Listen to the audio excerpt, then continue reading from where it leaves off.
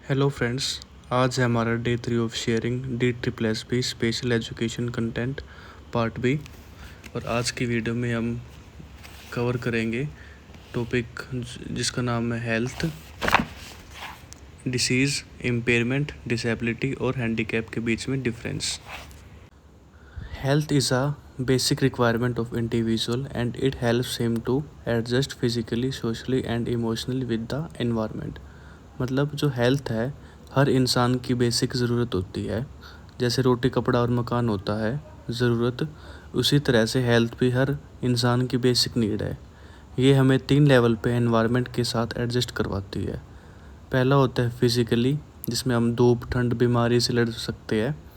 Socially में जैसे लोगों से मिलना जुलना और सोसाइटी में रहना। और थर्ड होता है इमोशनली मतलब टेंशन से दूर रहना, हमेशा खुश रहना, गुस्सा हैंडल कर लेना। WHO के अकॉर्डिंग हेल्थ की डेफिनेशन है, health is a state of complete physical, mental and social wellbeing and not merely N absence of disease और इन्फिनिटी। मतलब हेल्थ मतलब सिर्फ बीमारी ना होना नहीं होता। अगर हम सोचते हैं, जो डॉक्टर बोलते हैं आप ठीक हो, मतलब हेल्थी हो गए हो, पर WHO कहता है एक ब्लाइंड पियानो आर्टिस्ट को देखो, वो बीमार नहीं है, फिज़िकली फिट भी है, पर आंखों से देख नहीं सकता, तो क्या वो 100% हेल्थी है? तो इसलिए WHO ने कहा है कि health is state of complete physical, mental and social wellbeing and not merely absence of disease.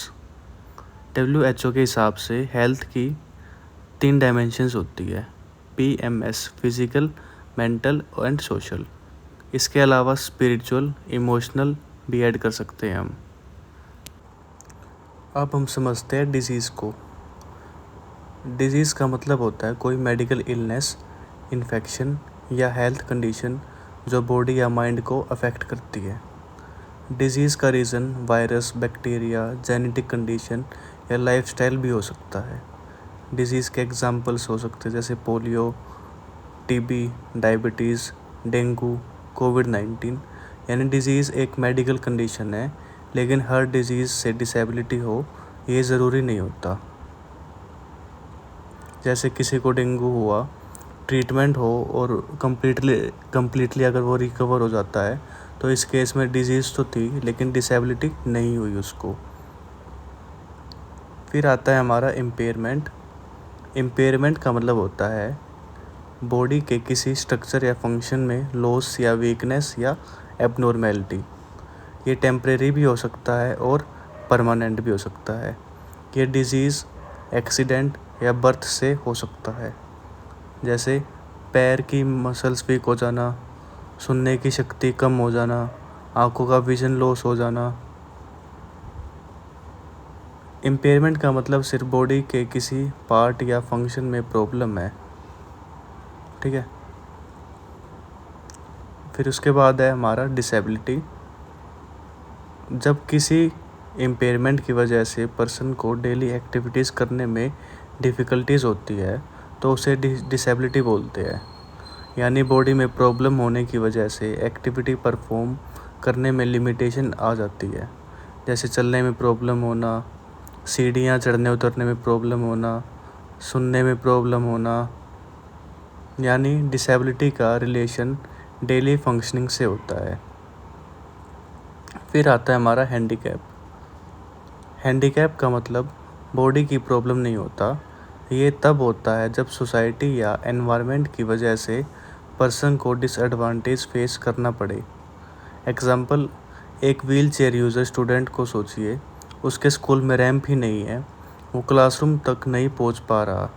इस प्रॉब्लम का रीज़न उसकी व्हील चेयर नहीं है, बल्कि स्कूल है। मतलब स्कूल में वो फैसिलिटीज़ अवेलेबल नहीं है, जिसकी वजह से वो सेल्फ डिपेंडेंट अपनी क्लास में जा सके। इस डिसएडवांटेज को हैंडीकैप बोलते हैं। अब एक ही एग्ज़ाम्पल से चारों टर्म्स को समझते हैं। मान लीजिए एक बच्चे को पोलियो हुआ। ये एक डिज़ीज़ है।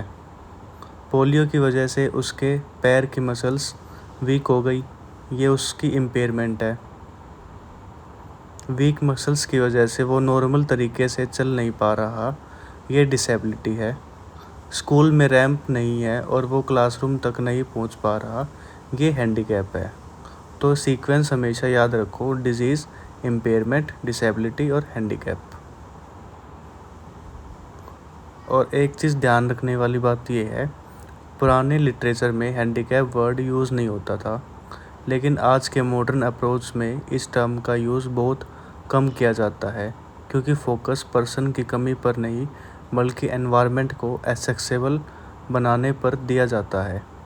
अगर स्कूल, ऑफिस और पब्लिक प्लेस एक्सेसिबल हो तो बहुत सी सिचुएशन में हैंडीकैप की प्रॉब्लम ख़त्म हो सकती है। तो दोस्तों, आज हमने बहुत सिंपल लैंग्वेज में समझा डिजीज़, इम्पेयरमेंट, डिसेबिलिटी और हैंडीकैप के बारे में। डिजीज़ होती है मेडिकल इलनेस, इम्पेयरमेंट होता है बॉडी स्ट्रक्चर या फंक्शन में प्रॉब्लम, डिसेबिलिटी होती है डेली एक्टिविटीज़ करने में लिमिटेशन, हैंडीकैप होता है सोसाइटी या एनवायरनमेंट की वजह से डिसएडवांटेज। अगर ये कंसेप्ट क्लियर हो गया तो DSSB, CTET, KVS और B.Ed के किसी भी एग्ज़ाम में कोई टॉपिक क्वेश्चन आप आसानी से सॉल्व कर सकते हैं।